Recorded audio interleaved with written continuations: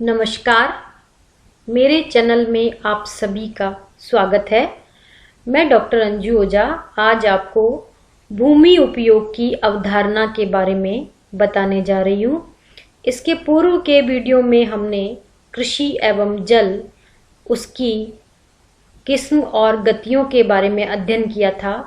आज हम यहाँ अध्ययन करने जा रहे हैं भूमि उपयोग की अवधारणा के भाग प्रथम के बारे में। तो भूमि उपयोग भौगोलिक अध्ययन का प्रमुख अंग है, क्योंकि भूमि और उपयोग दोनों ही अपने आप में अलग अलग बातें हैं। तो यदि हम भूमि उपयोग की बात करें तो भूमि उपयोग जो है भौगोलिक अध्ययन का एक प्रमुख अंग है, क्योंकि भूमि और उपयोग दोनों ही अपने आप में अलग अलग बातें हैं। भूगोल की मुख्य विचारधारा भूमि शब्द से जुड़ी हुई है। जैसा कि हम जानते हैं कि यदि भूगोल के बारे में हम बात करें तो उसका अध्ययन जो है वो भूमि से जुड़ा हुआ होता है। भूमि उपयोगीकरण या लैंड यूटिलाइजेशन भूमि उपयोग की वह सीमा है जो विभिन्न प्रक्रियाओं द्वारा निश्चित होती है। तो लैंड यूटिलाइजेशन जो है लैंड यूज की एक सीमा होती है जो विभिन्न प्रोसेस के द्वारा निश्चित की जाती है। इस प्रकार भूमि उपयोगीकरण भूमि उपयोग की एक क्रिया होती है और यह क्रियाएं आर्थिक, सामाजिक या राजनीतिक उद्देश्यों को लेकर के हो सकती है। तो यदि हम लैंड यूटिलाइजेशन की बात करें तो लैंड यूटिलाइजेशन जो है लैंड यूज की एक क्रिया होती है और इस क्रिया को आर्थिक, सामाजिक और राजनीतिक सभी प्रकार के जो कारक हैं प्रभावित करते हैं, जो विभिन्न जन समुदाय की आर्थिक क्षमता, सामाजिक रीति रिवाज या राजनीतिक पटुता शक्ति पर निर्भर करती है। तो इस प्रकार से हम ये कह सकते हैं ये जो प्रोसेस होती है वो आर्थिक, सामाजिक और राजनीतिक कारकों के द्वारा भी प्रभावित होती है। भूमि उपयोग का अर्थ मानवीय रूप से है। तो यदि हम भूमि उपयोग की बात करें तो उसका जो सीधा कांटेक्ट होता है वो मानवीय रूप से होता है, क्योंकि मानव ही भूमि का उपयोग करता है, जिनका उपयोग मानव अपने हित में विभिन्न रूप में करता है। तो मनुष्य जो है भूमि का उपयोग अपने हित के लिए विभिन्न रूपों में करता है। कभी वो कृषि के रूप में उसका काम में लेता है, कभी वो रिहायशी क्षेत्र के लिए, कभी औद्योगिक क्षेत्र के लिए, कभी वनों के लिए। तो वो अपने हित के लिए उस भूमि का उपयोग करता है। इसलिए भूमि उपयोग का अर्थ उन सभी प्रकार की भूमियों से लिया जाता है जो चाहे कृषि, औद्योगिक, शहरी या ग्रामीण क्षेत्र में हो। तो यदि हम भूमि उपयोग का अर्थ लें तो उसका उपयोग विभिन्न प्रकार की भूमियों के लिए हो सकता है।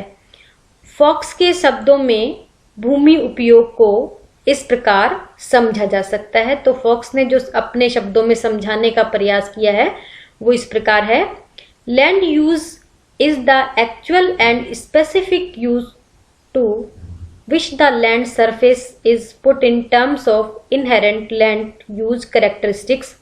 तो ये जो परिभाषा या जो अपने शब्दों में समझाया है वो फॉक्स ने समझाया है भूमि उपयोग को। निहित भूमि विशेषताओं के आधार पर किसी क्षेत्र का वास्तविक प्रयोजन के साथ उपयोग को भूमि उपयोग कहते हैं। तो उस भूमि में जो विशेषताएं हैं उस विशेषताओं के आधार पर उसके किसी प्रयोजन के साथ में हम यदि भूमि का उपयोग करते हैं तो वही कहलाता है भूमि उपयोग।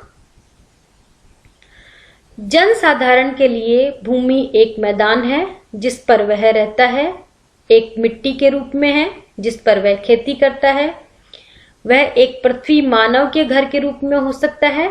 तो यदि एक साधारण मनुष्य की हम बात करें तो वो भूमि को ग्राउंड भी कह सकता है, क्योंकि वो उस पर निवास करता है।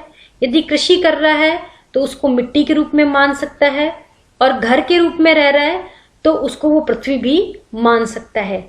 लेकिन एक अर्थशास्त्री इसे भू संपत्ति के रूप में मानता है। तो यदि हम अर्थशास्त्री की नजर से देखें तो वो इसको लैंड प्रॉपर्टी के रूप में मानता है, परंतु एक भूगोलवेता भूमि को एक संसाधन के रूप में मानता है। और यदि हम भूगोलवेत्ता की बात करें तो भूगोलवेत्ता हमेशा भूमि को एक संसाधन या रिसोर्स के रूप में मानता है जिसके अनेक प्रयोजन हो सकते हैं। वैसे भूमि के बारे में विभिन्न धारणाएं प्रचलित है। तो यदि हम बात करें जनसाधारण की, तो जनसाधारण या सामान्य आदमी जो होता है उसको ग्राउंड भी मान सकता है। कृषक की बात करें तो वो उसको सॉइल मान सकता है, और मानव के घर के बारे में बात करें तो हम उसको अर्थ कह सकते हैं। लेकिन अर्थशास्त्री जो होगा वो भूमि को हमेशा लैंड प्रॉपर्टी के रूप में देखेगा, और भूगोलवेत्ता जो होता है वो भूमि को एक रिसोर्स के रूप में देखता है। इसके बारे में जो प्रचलित धारणाएं हैं उसमें नंबर 1 है स्थान, नंबर 2 है उत्पादन के रूप में, नंबर 3 है साधनों की खपत के रूप में, नंबर 4 है भूमि की स्थिति के रूप में, नंबर 5 है संपत्ति के रूप में, नंबर 6 है धन या कैपिटल इत्यादि के रूप में। इसकी जो धारणाएं हैं वो प्रचलित है कि भूमि को हम स्थान के रूप में देख सकते हैं, उत्पादन के रूप में देख सकते हैं, साधनों की खपत के रूप में देख सकते हैं, या उसकी स्थिति, या उसको एक प्रॉपर्टी मान सकते हैं, या उसको कैपिटल मान सकते हैं। इस तरह से हम इसकी जो धारणाएं हैं विभिन्न रूप में प्रचलित है। भूमि उपयोगीकरण का अर्थ भूमि उपयोग के साथ ही लगाया जाता है। यदि लैंड यूटिलाइजेशन की बात करें तो लैंड यूटिलाइजेशन को लैंड यूज के साथ ही लगाया जा सकता है। वास्तव में यह एक भूमि उपयोग की प्रक्रिया है।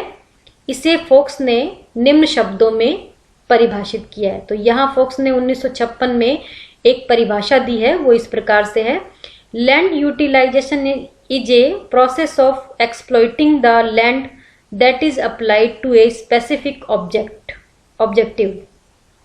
तो ये जो परिभाषा है वो फोक्स ने 1956 में बताई है। भूमि उपयोग व उपयोगीकरण दोनों एक दूसरे से जुड़े हुए हैं। तो यदि हम भूमि उपयोग, लैंड यूज या लैंड यूटिलाइजेशन की हम बात करें तो दोनों एक दूसरे से आपस में जुड़े हुए हैं।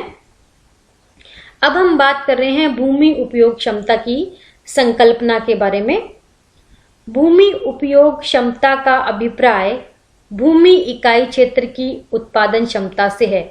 तो यदि भूमि उपयोग क्षमता की हम बात करें तो उस क्षेत्र का जो उत्पादन क्षमता होती है या इकाई क्षेत्र की जो उत्पादन क्षमता होती है उसी से मतलब होता है।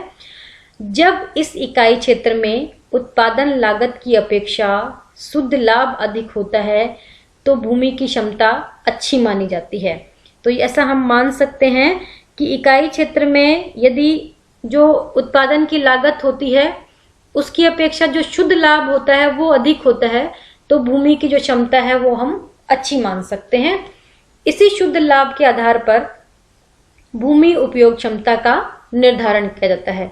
तो भूमि उपयोग क्षमता की जो संकल्पना है वो ये बताती है कि शुद्ध लाभ के आधार पर ही भूमि उपयोग क्षमता का हम निर्धारण कर सकते हैं। भूमि उपयोग क्षमता का प्रथम उल्लेखनीय प्रयास संयुक्त राज्य अमेरिका में किया गया। दूसरा महत्वपूर्ण कार्य जो है ग्रेट ब्रिटेन में बड़े पैमाने पर डडले स्टैम्प द्वारा किया गया। तो इसके बारे में जो प्रथम प्रयास था वो संयुक्त राज्य अमेरिका ने, और दूसरा जो प्रयास था वो ग्रेट ब्रिटेन में बड़े लेवल पर स्टैम्प के द्वारा किया गया। इराक में भूमि उपयोग क्षमता के अध्ययन का श्रेय W.L. पावर्स को है, और रूस में B.B. डाकुचाएव को और उनके शिष्यों ने भूमि उपयोग क्षमता का वैज्ञानिक ढंग से परिमाणात्मक मूल्यांकन किया है। तो इस तरह से विभिन्न क्षेत्रों में या विभिन्न देशों में जो है भूमि उपयोग क्षमता का जो समझाने का प्रयास है वो किया गया। अब हम बात कर रहे हैं सर्वोत्तम भूमि उपयोग की संकल्पना, यानी भूमि का किस तरह से सर्वोत्तम उपयोग किया जाए या कौन सा उपयोग जो है वो सर्वोत्तम उपयोग है, वो ये संकल्पना बताने का प्रयास करती है। भूमि इकाई का उपयोग इस रूप में होना चाहिए जिससे किसी निश्चित अवधि में उस भूमि से अधिकतम शुद्ध आय प्राप्त हो सके। तो यदि किसी इकाई या किसी क्षेत्र से एक निश्चित टाइम में या निश्चित अवधि में अधिकतम शुद्ध आय प्राप्त हो तो वो कहलाता है सर्वोत्तम भूमि उपयोग। इस प्रकार इस उपयोग को जिससे सर्वाधिक आय प्राप्त होती है, आदर्शतम भूमि उपयोग भी कह सकते हैं। बीसी फाउंड महोदय के अनुसार आदर्श भूमि की 2 विशेषताएं होती है, जिसमें नंबर 1 है उपयोगी किस्म और नंबर 2 है तीव्रता। तो ये जो 2 विशेषताएं हैं वो आदर्श भूमि की विशेषताएं होती है। भूमि उपयोग के किस्म निर्धारण में कोई विशेष समस्या नहीं है, लेकिन तीव्रता का प्रयोग अनेक संदर्भों में किया जाता है।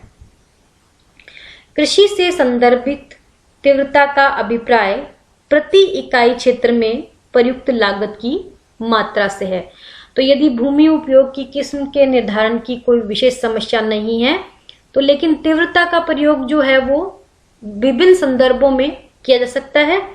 और यदि कृषि की संदर्भित तीव्रता का अभिप्राय के बारे में हम बात करें, तो प्रति इकाई क्षेत्र में जो प्रयुक्त लागत होती है उसकी मात्रा से उसका संबंध होता है।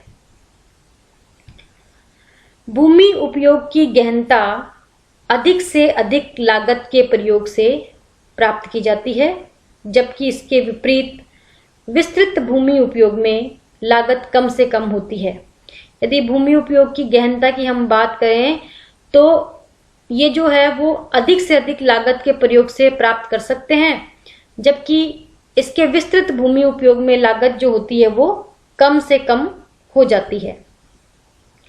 भूमि उपयोग में 3 प्रकार की लागत होती है, भूमि, श्रम और पूंजी। तो यदि हम भूमि उपयोग की बात करें तो उसमें हम 3 प्रकार की लागत को काम में ले सकते हैं, या तो वो लैंड हो सकता है, या वो लेबर हो सकता है, या वो कैपिटल हो सकता है। अतः भूमि, श्रम एवं पूंजी को प्रबंध लागतों से भूमि की किस्म तथा तीव्रता निर्धारित होती है। तो लैंड, लेबर और पूंजी के जो लागत होती है, प्रबंधन जो किया जाता है या उसकी जो लागत होती है, उसके आधार पर ही उसकी तीव्रता निर्धारित करते हैं। जैसे भूमि उपयोग में व्यापारिक एवं औद्योगिक दृष्टि से भूमि उपयोग सर्वाधिक लाभप्रद होता है, जबकि आवासीय उपयोग का द्वितीय स्थान होता है। यदि हम व्यापारिक दृष्टि से भूमि उपयोग की बात करें तो जो औद्योगिक दृष्टि से जो भूमि काम में ली जाती है वो सर्वाधिक लाभप्रद होती है, और आवासीय जो भूमि होती है उसका स्थान द्वितीय होता है। इसी प्रकार कृषि भूमि उपयोग तृतीय और जंगल एवं चारागाही का जो क्रम होता है चतुर्थ क्रम होता है। तो हम यहाँ ये बात कर सकते हैं कि, या ऐसे कह सकते हैं कि भूमि उपयोग, यदि कोई भूमि सबसे पहले औद्योगिक दृष्टि से काम में ली जाए तो वो सबसे अधिक लाभप्रद होती है। नंबर 2 पे वो अगर आवासीय क्षेत्र में काम में ली जाए, नंबर 3 पर उसमें यदि कृषि की जाए, और नंबर 4 पर उसमें चारागाह या जंगल हो। तो इस तरह का ये क्रम यहाँ बताया गया है। अब हम बात कर रहे हैं तुलनात्मक लाभ की संकल्पना के बारे में। भूमि उपयोग का निर्धारण निर्णयकर्ता तुलनात्मक लाभ के आधार पर करते हैं। भारत की काली मिट्टी के क्षेत्र, कपास, यूक्रेन में गेहूं, मलेशिया का रबड़ उत्पादन, ब्राजील का कहवा, संयुक्त राज्य अमेरिका की कपास पेटी आदि सभी का निर्धारण तुलनात्मक लाभ के आधार पर ही किया जाता है। तो यदि हम भूमि उपयोग के निर्धारण की बात करें तो जो लाभ होता है उसकी तुलना के आधार पर ही उसका निर्धारण हो सकता है। कि जैसे भारत का जो काली मिट्टी का क्षेत्र है वहां कपास उत्पादन की जाती है, यूक्रेन में गेहूं, मलेशिया में रबड़, ब्राजील में कहवा, संयुक्त राज्य अमेरिका की जो एक कपास पेटी है, ये सभी तुलनात्मक लाभ के आधार पर इनको निर्धारित किया गया है। इस प्रकार कृषक ऐसी तकनीक अपनाता है जिससे उसे एक निश्चित अवधि में शुद्ध लाभ अधिक प्राप्त हो। तो ऐसे हम कह सकते हैं कि कृषक जो है वो कृषि करने में ऐसी तकनीक या ऐसी फसल को उगाना पसंद करता है जिससे उसको जो लाभ की मात्रा होती है वो अधिक हो, और इसी सर्वाधिक लाभ के सिद्धांत के आधार पर उस विशिष्ट इकाई क्षेत्र में भूमि का उपयोग किया जाता है।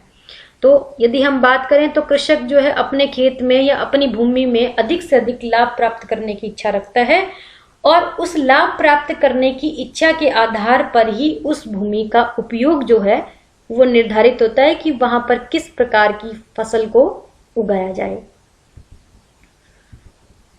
उस भूभाग को कृषि की दृष्टि से फसलों के लिए चारागाह या बागानों में किस हेतु तुलनात्मक लाभ की दृष्टि से उपयुक्त है का निर्धारण करने के उपरांत ही उपयोग में लाया जाता है। इसी प्रकार गन्ना एवं चावल उत्पादन की दृष्टि से दक्षिणी भारत में उत्तरी भारत की अपेक्षा तुलनात्मक लाभ अधिक है।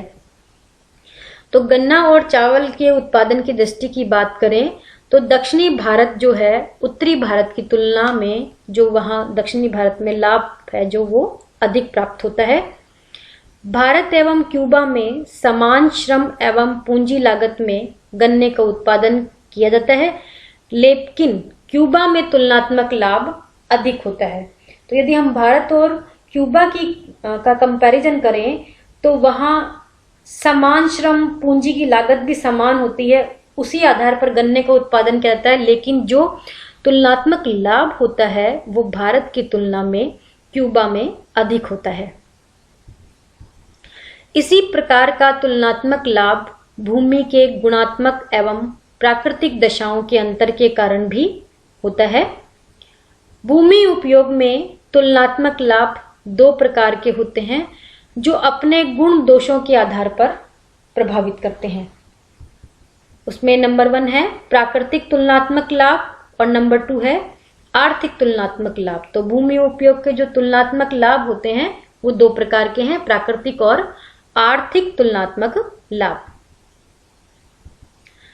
प्राकृतिक तुलनात्मक लाभ से अभिप्राय उन प्राकृतिक कारकों से है जिनके सहयोग से उत्पादन इकाई क्षेत्र में अपेक्षाकृत अधिक उत्पादन होने से अधिक लाभ प्राप्त होता है। तो यदि प्राकृतिक तुलनात्मक लाभ के बारे में बात करें तो वो उन प्राकृतिक कारकों के सहयोग से होता है जिनके द्वारा अधिक उत्पादन होने से अधिक लाभ प्राप्त होता है।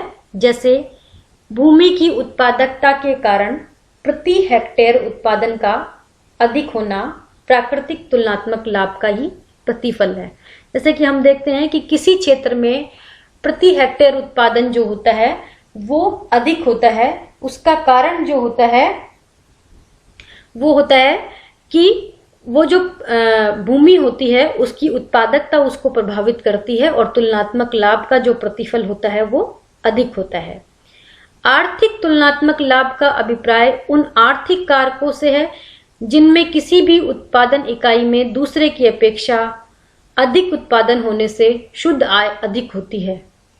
तो यदि आर्थिक तुलनात्मक लाभ की हम बात करें तो एक क्षेत्र की तुलना में दूसरे क्षेत्र में जो शुद्ध आय होती है या शुद्ध लाभ जो होता है वो अधिक होता है। तुलनात्मक लाभ की दृष्टि से कृषकों की रुचि गत वर्षों में तिलहन, दलहन आदि फसलों के प्रति विशेष रूप से बढ़ी है। तो यदि हम तुलनात्मक लाभ की बात करें तो उसी के कारण जो कृषकों की रुचि है, पिछले कुछ वर्षों में तिलहन और दलहन को उगाने में विशेष रुचि उनकी बढ़ी है। तो जो तुलनात्मक लाभ है इस तरह से प्राकृतिक और आर्थिक तुलनात्मक लाभ होते हैं। प्राकृतिक तुलनात्मक लाभ में प्राकृतिक कारकों का योग होता है और आर्थिक तुलनात्मक लाभ में आर्थिक कारकों की तरफ ध्यान दिया जाता है। अब हम बात कर रहे हैं क्षेत्रीय संतुलन की संकल्पना के बारे में। व्यवहारिक दृष्टि से भूमि उपयोग में क्षेत्रीय संतुलन की संकल्पना जो है वो बहुत ही महत्वपूर्ण है, क्योंकि किसी भी क्षेत्र में निर्णयकर्ता मांग एवं पूर्ति को सर्वदा संतुलित रखना चाहते हैं। तो व्यवहारिक दृष्टि से यदि भूमि उपयोग में हम क्षेत्रीय संतुलन की संकल्पना की बात करें तो वो बहुत ही महत्वपूर्ण है, क्योंकि किसी भी क्षेत्र में जो निर्णयकर्ता होता है वो हमेशा वहां की मांग और पूर्ति को संतुलित रखने का प्रयास करता है। आर्थिक विकास की अंधाधुंध दौड़ में उद्योगों एवं नगरों का विकास जो हो रहा है वो तेजी से हो रहा है और इसका प्रभाव नगरों के आसपास की भूमि पर अधिक पड़ रहा है। तो यदि हम आर्थिक विकास की बात करें तो वर्तमान समय में जो आर्थिक विकास की जो दर है वो बहुत तेजी से है, क्योंकि इसका प्रभाव जो होता है वो आसपास के क्षेत्र पर भी पड़ता है। विशेषकर इससे उपजाऊ कृषि क्षेत्र अधिक प्रभावित हुआ है। अधिकांश उर्वर भूभाग पहले से ही कृषि के अंतर्गत है, लेकिन दुर्भाग्यवश अब इसका अधिकांश भाग आवासों, उद्योगों, सड़कों, नहरों आदि के उपयोग में आ रहा है।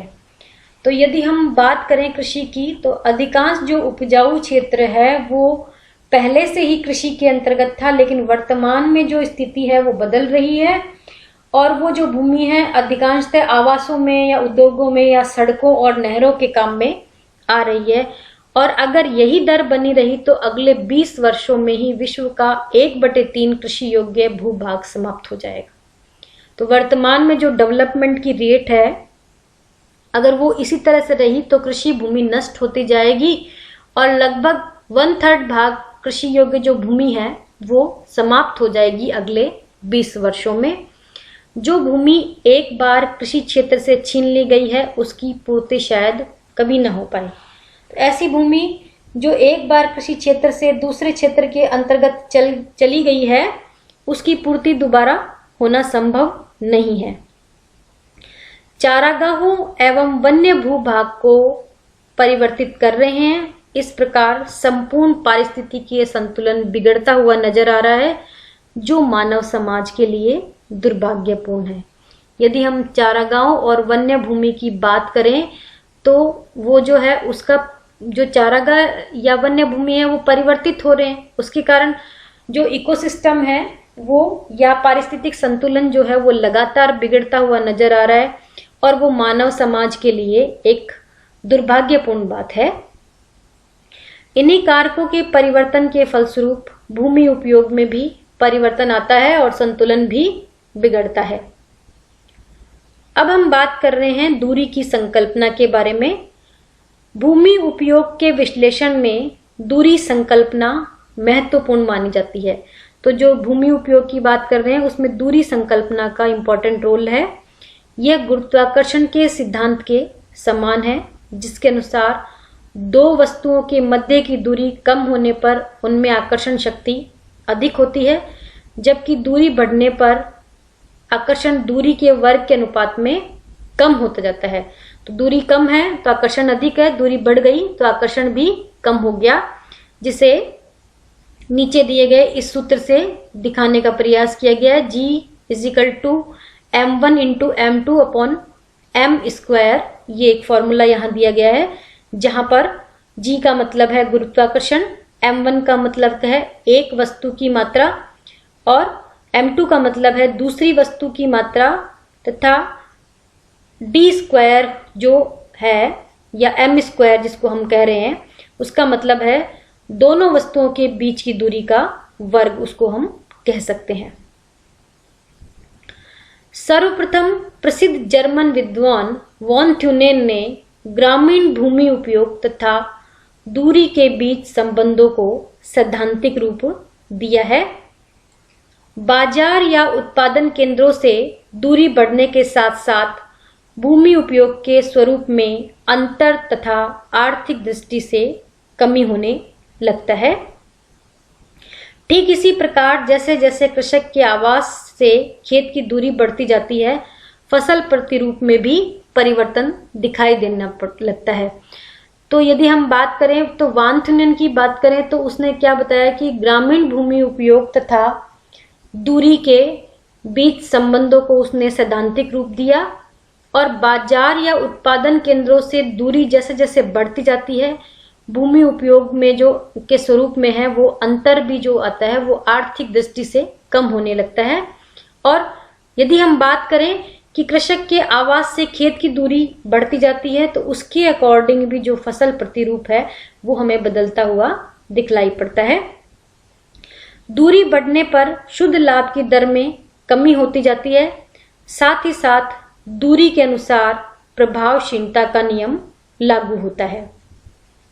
अब हम बात कर रहे हैं भूमि उपयोग की व्यवहारिक संकल्पना के बारे में। यह संकल्पना कृषक या उत्पादक के व्यवहार एवं परिस्थिति से संबंधित है।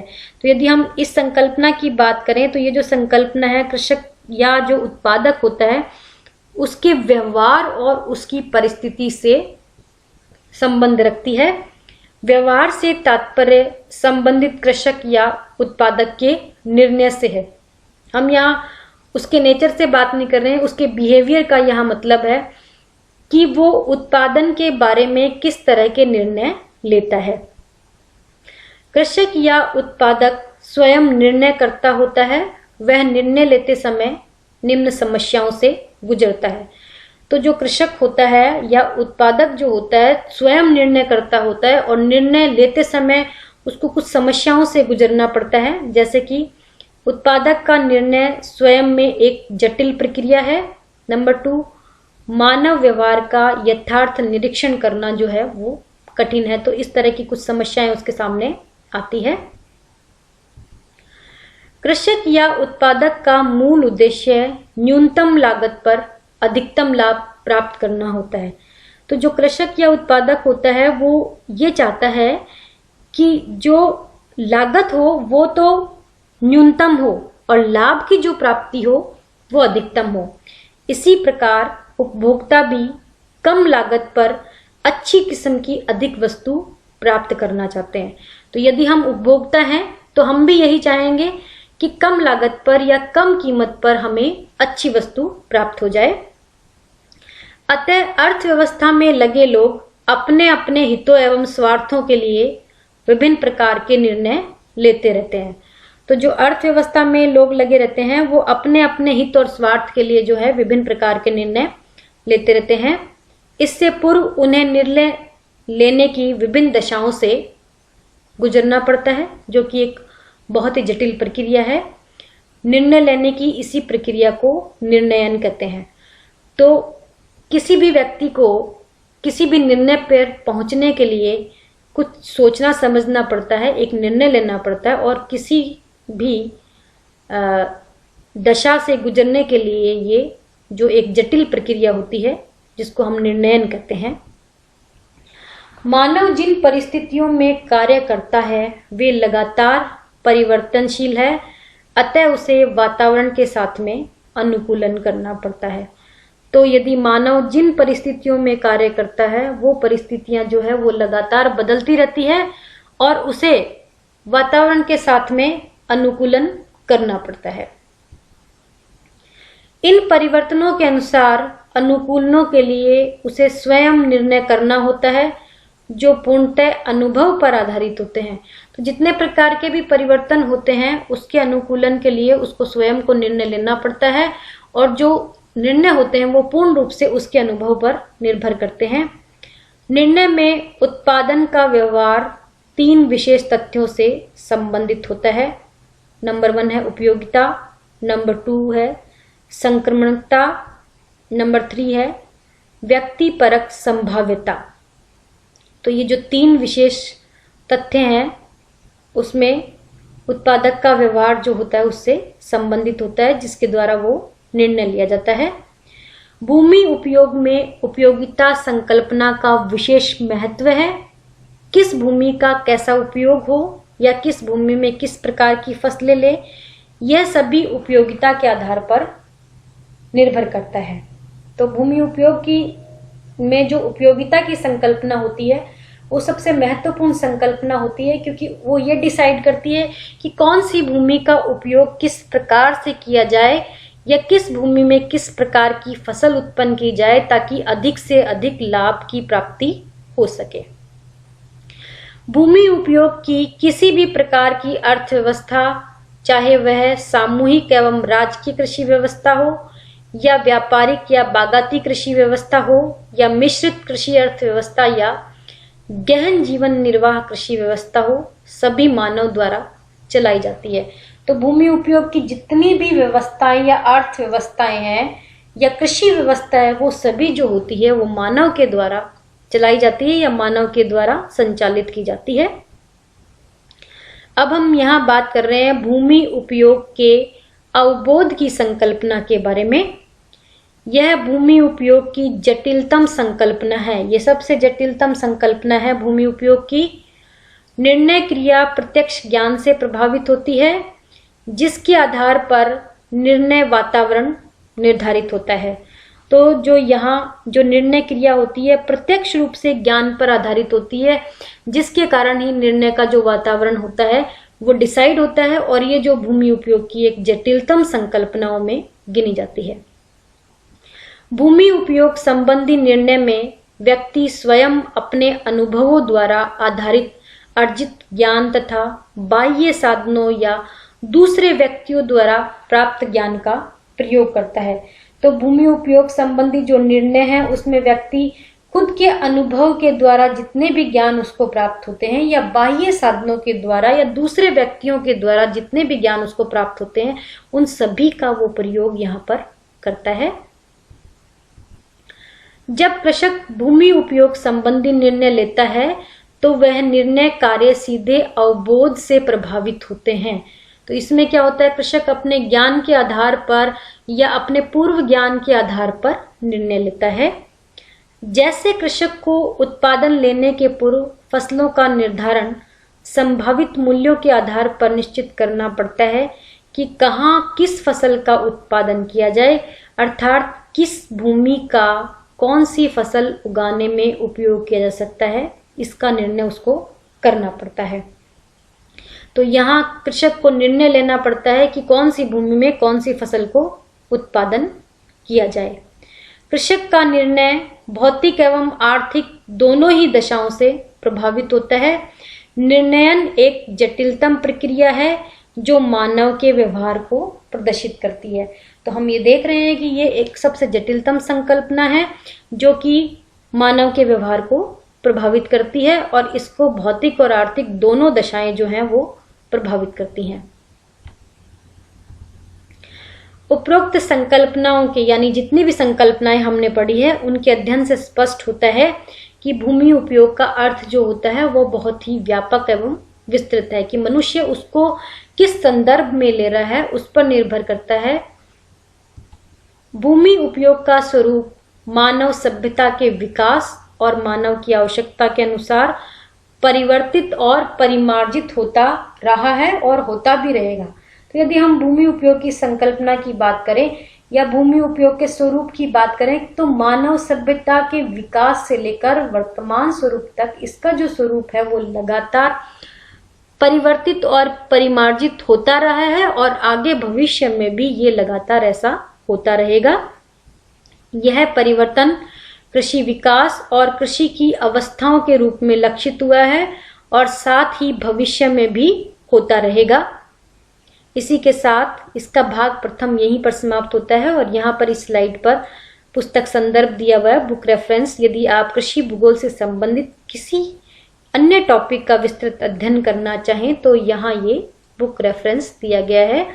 अंत में आप सभी का धन्यवाद। मेरे चैनल को लाइक एवं सब्सक्राइब करना ना भूलें क्योंकि आपके लाइक एवं सब्सक्राइब करने से हमारे को एनर्जी मिलती है। अंत में पुनः आप सभी का एक बार धन्यवाद।